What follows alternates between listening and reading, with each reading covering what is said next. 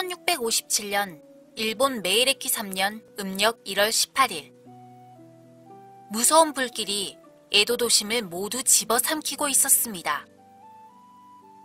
이 화재의 영향으로 쇼군이 살고 있는 에도성의 대부분과 각 다이묘가 살고 있는 다이묘 저택도 불태워졌고 시가지의 70%가 불길 속으로 사라져 버립니다. 추정 사망자만 약 10만 명, 일본 역사상 최대급이라고 일컬어지고 있는 일명 메이레키 대화재. 그런데 이 화재 사건, 메이레키 대화재라는 이름보다 후리소대 화재라는 이름으로 더 알려져 있는데요. 과연 후리소대가 화재랑 무슨 연관이 있어서 이런 이름으로 불리게 된 것일까요? 지금부터 그 이야기를 여러분께 들려드리고자 합니다. 에도시대, 아자부에서 엔슈아라는 전당포를 운영하는 어느 부유한 상인이 있었습니다. 상인에게는 방년 17세의 어여쁜 딸이 한 명 있었는데요. 소녀의 이름에 대해서는 우메노 또는 오키코라는 이름으로도 알려져 있습니다. 일단 저는 위키판 이름인 우메노로 이야기하도록 하겠습니다. 이야기는 어느 날 우메노가 어머니와 함께 혼묘지라는 절에 성묘를 가면서 시작됩니다. 우메노가 성묘를 마치고 집으로 돌아오던 길이었는데요. 이때 우메노의 마음을 두근거리게 만드는 일이 일어나게 됩니다. 저 멀리서 걸어오는 잠시 스쳐 지나간 미소년을 보고 한눈에 반하게 된 것이었죠. 우메노는 그가 지나간 이후로도 멍하니 그 자리에서 그 뒷모습을 지켜보았다고 합니다. 딸의 모습이 이상하다고 생각한 어머니가 말을 걸었는데 그제서야 소녀는 제정신을 차리고 빨개진 얼굴로 다시 가던 길을 갔다고 합니다. 그런데 집으로 돌아와도 그 소년의 모습이 눈에서 잊혀지지 않는 것이었습니다. 앉아있어도 그 얼굴이 떠오르고 누워있어도 그 모습이 떠오르고 자꾸 떠오르는 그 소년의 잔상에 우메노는 짝사랑에 빠지게 되는데요. 혼자서 끙끙 소가리를 하다가 결국 몸져 눕게 됩니다. 소위 말하는 상사병에 걸린 것이었지요.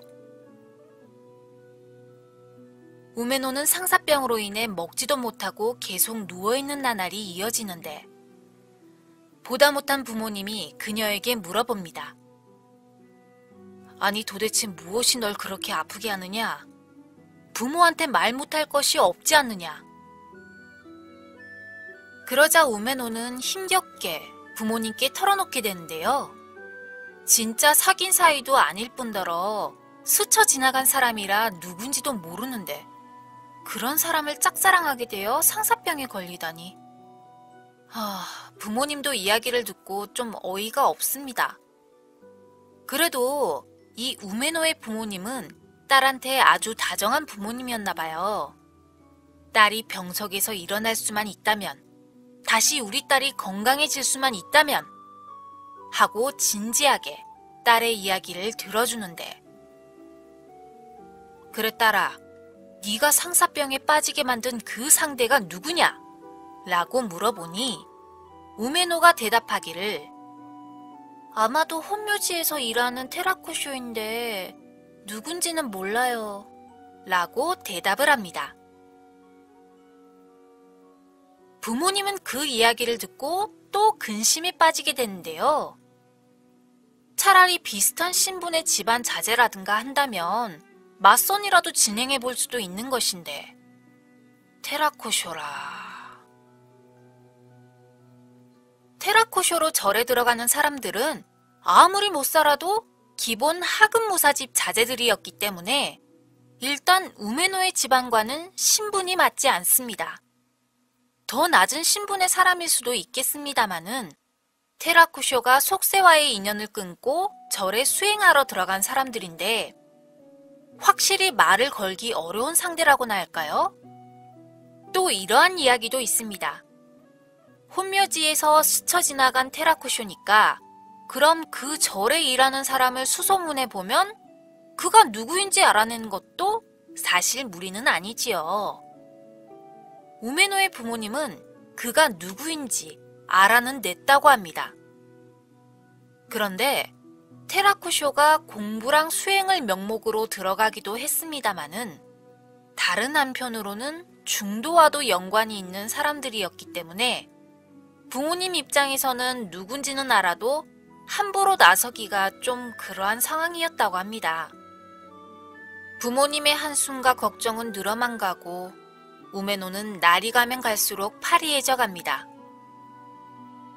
그러던 어느 날 우메노가 한 가지 부탁을 부모님께 하게 되는데요. 바로 그 소년이 입고 있던 옷과 똑같은 후리소대 옷을 지어달라고 말이죠. 만날 수는 없지만 대신 그거라도 가지고 있겠다라는 뜻이었습니다. 그래서 부모님은 그녀의 소원대로 똑같은 무늬의 옷을 지어서 우메노에게 주게 된대. 우메노는 매일매일 그 옷을 품에 안고 그 소년을 그리워하다가 결국 병이 악화되어 1월 18일 세상을 뜨게 됩니다. 우메노의 장례식을 치르기 위해 그녀의 유품을 하나둘 정리하던 부모님은 그녀가 죽을 때까지 끌어안고 있던 그 후리소대를 관에 덮어주기로 하고 혼묘지에서 장례를 치르게 되는데, 관에 덮어놓았던 우메노의 후리소대가 딱 봐도 값어치가 나가는 비싼 물건이었는지라 절에서 일하는 사람이 몰래 뒤로 빼돌려 옷가게에 팔았다고 합니다. 그리하여 우메노의 후리소대는 절 밖으로 나오게 되었고 매장에 전시되게 됩니다. 처음 그 후리소대를 구입한 사람은 우에노에 살고 있는 16살의 키노라는 소녀였다고 합니다. 그런데 이 후리소대를 구입한 직후 키노는 원인 모를 병을 얻어 곧 병석에 눕게 되고 시름시름 앓다가 별다른 조치를 취하지도 못하고 그만 세상을 뜨게 됩니다. 그리고 키노의 장례식을 치른 날이 바로 우메노가 죽은 날 1월 18일이었다고 하는데요. 기묘하게도 키노의 장례식 역시 우메노가 장례식을 치른 혼묘지에서 치러지게 됩니다. 여기서도 똑같이 관에다 그 후리소대를 걸쳐서 장례식을 치르게 되는데, 이번에도 비싼 후리소대에 욕심을 낸 사람들에 의해 우메노의 후리소대는 또 한 번 세상 밖으로 나오게 됩니다. 이번에는 다른 마을에 사는 또 다른 16세의 소녀 이쿠가 후리소대를 구입하게 되는데요. 이쿠 역시 원인 불명의 중병에 걸려 시름시름 앓다가 세상을 뜨게 되고, 후리소대는 이쿠의 관에 덮어져 또 한 번 혼묘지에 되돌아오게 됩니다. 그제서야 우메노의 후리소대가 죽은 사람들을 통해 여러 번 혼묘지로 되돌아왔다는 사실을 알게 된 절의 사람들은 후리소대에 우메노의 저주가 걸려있다고 믿게 됩니다. 우메노의 원한이 남겨진 후리소대를 그대로 둘 수 없다고 생각한 사람들은 주지스님 주관으로 우메노의 원혼을 달리기 위한 법회를 열게 됐는데,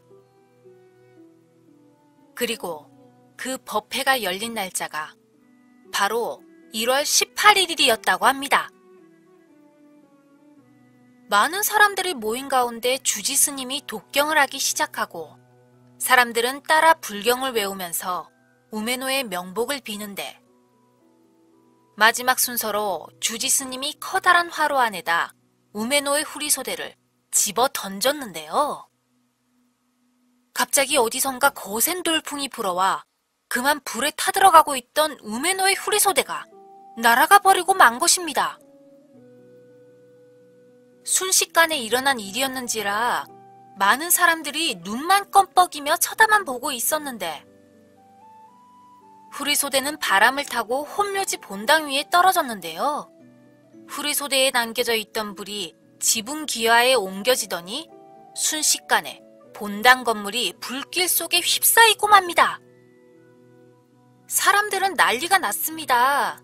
당황한 사람들이 불을 끄려고 분주하게 움직이는 사이 불은 점차 번져나가더니 순식간에 혼묘지 전체를 불태우고 맙니다.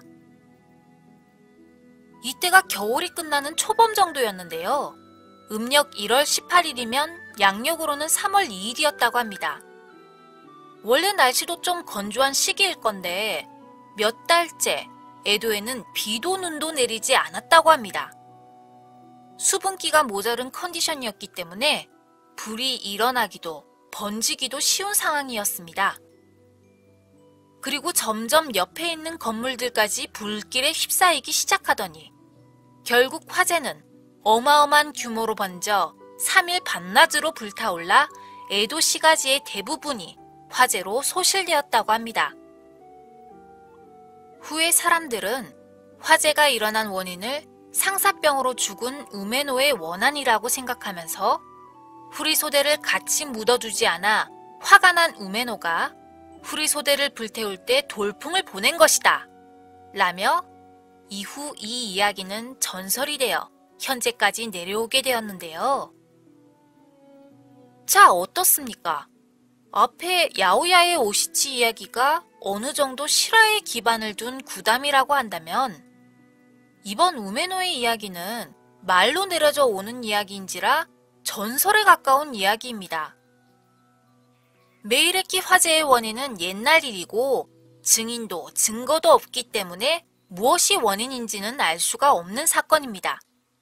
그런데 사망자만 약 10만 명이 난 대화재의 원인을 단순히 소녀의 원한으로 치부하기엔 이 사건 너무 어마어마하다고 생각하지 않습니까? 과연 메이레키 화재의 원인이 17살 소녀의 원한으로 지목된 것에 대해 어떠한 배경이 감춰져 있을까요? 여기 두 가지 설이 있습니다. 메이레키 대화재가 일어난 또 다른 원인으로 사람들이 추측하고 있는 설들인데요. 이 두 가지 설의 공통점은 화재의 원인을 다른 곳으로 돌린 사람들이 다름 아닌 에도 막부라는 이야기입니다. 인재든 천재지변이든 사람이 미리 알아내서 사전에 막는다는 것은 불가능에 가깝습니다.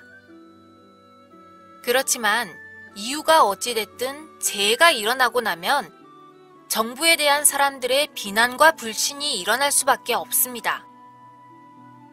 왜 화재가 일어날 수밖에 없었나? 사전에 막을 수 없었는가? 왜 화재가 그렇게 크게 번지게 되었는가? 이렇게 화재가 번지는 동안 과연 막부에서는 아무것도 할 수 없었는가 등등 많은 이야기가 나오기 마련이지요. 그러니 막부에서는 어떤 형식으로도 돌아오게 될 책임과 비난을 전가시키기 위해 있었는지 없었는지도 모를 후리소대 이야기로 돌려 사람들의 관심을 그쪽으로 돌렸다라는 이야기지요. 자, 이게 공통적인 이야기였다면 이제 메이레키 대화재의 또 다른 원인으로 추정되는 이야기를 들려드리도록 하겠습니다. 첫 번째 설은 바로 에도 막부 방화설입니다. 도시를 불태운 사람이 다름 아닌 에도 막부라는 이야기인데요. 백성들과 도시를 지켜야 하는 입장인 막부가 왜 불을 지른 대상으로 지목되었을까요? 그 당시 에도는 급속도로 성장하고 있던 도시였습니다. 갑자기 수많은 인구가 에도에 유입되기 시작하면서 주거의 과밀화 현상이 나타나게 되고 그와 더불어 치안이 나빠지고 살인사건과 같은 강력범죄가 늘어나서 도시 기능이 점점 한계에 다다르게 된 것입니다.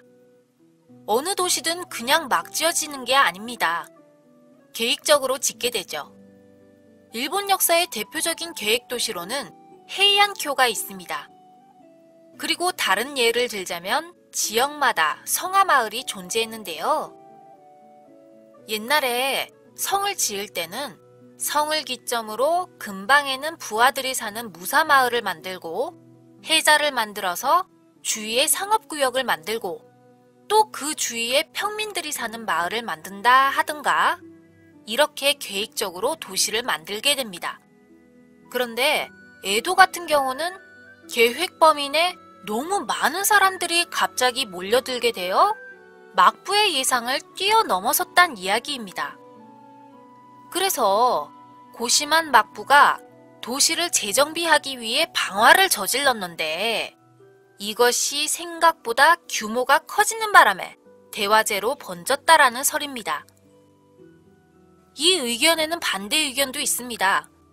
이 화재의 영향으로 에도성과 다이묘 저택도 불에 타들어갔는데 과연 이것도 고의로 그럴 수 있겠냐라는 이야기지요. 어쨌든 이 설 역시 정설은 아닙니다.